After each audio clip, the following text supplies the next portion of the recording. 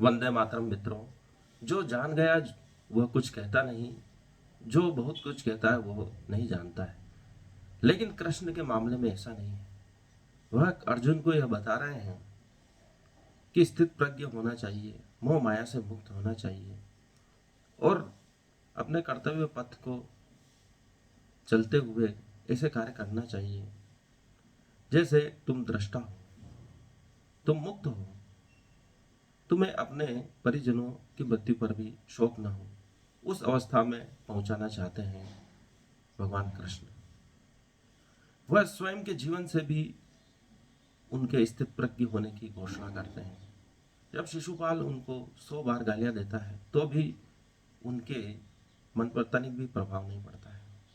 वह स्वयं भी सिद्ध कर रहे हैं कि वह स्थित प्रज्ञ हैं। पूरा जीवन काल उन्होंने सिद्ध किया है कि वह एक योगी है, महायोगी है।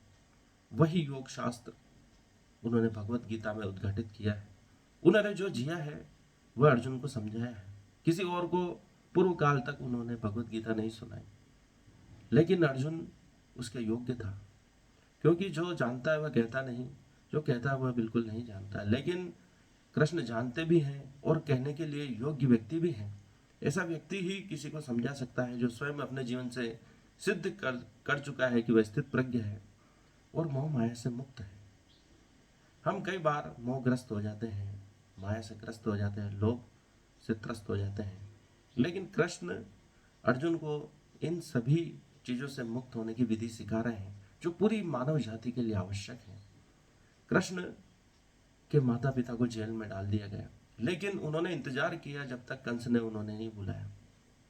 वह स्थित प्रज्ञ जन्म से ही थे और धीरे धीरे यह यात्रा विकसित होती गई। उनके चरित्र का और अधिक विकास होता गया।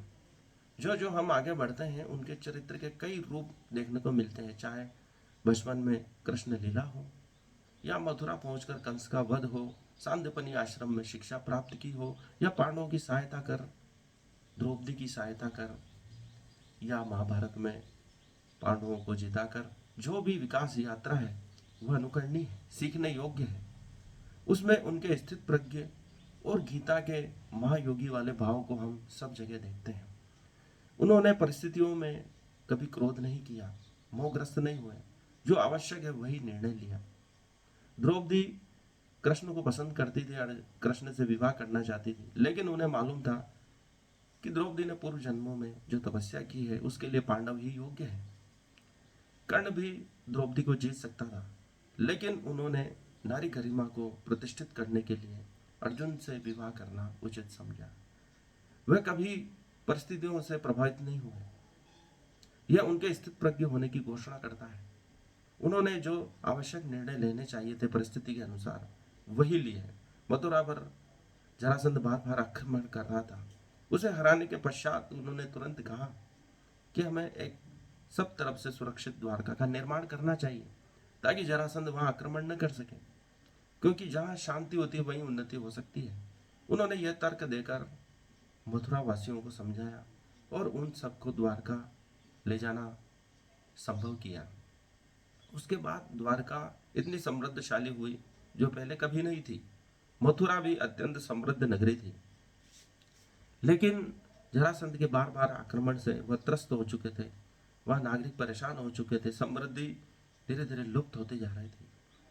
इसलिए चाहे उन्हें रण छोड़ कहलाना पड़ा, लेकिन वह शांति चाहते थे, लोगों की सुरक्षा चाहते थे, जन हानि से बचना चाहते थे, जब तक हो सके युद्ध को टालना चाहते थे।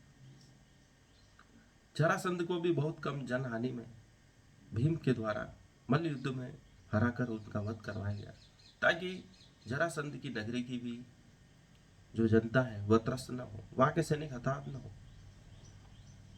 कम से कम जनहानि कर उन्होंने यह सिद्ध किया कि वह मानवता का कल्याण चाहते हैं। महाभारत युद्ध रोकने के लिए भी उन्होंने कई प्रयत्न किए, लेकिन जब अंत में कोई रास्ता न बचा तब यह महा विनाश की लीला प्रारंभ हुई। उसमें भी अर्जुन मोहग्रस्त हो गया तो उसे भगवत गीता का उपदेश दिया। यह देना आवश्यक था, क्योंकि वह मोहग्रस्त होने की जो अवस्था है पूरी मानव जाति के लिए एक संभावना है कि मोहग्रस्त अवस्था से कैसे मुक्त हुआ जाए, क्योंकि पूरी मानव जाति मोहग्रस्त होकर पड़ी है। आज भी उसी भगवत गीता के सही संदेश को समझने की आवश्यकता है, क्योंकि हम हर परिस्थिति में मोहग्रस्त हो जाते हैं और उससे मुक्त होने का उपाय हमें नहीं मिलता है। वह उपाय हमें भगवत गीता में मिलता है।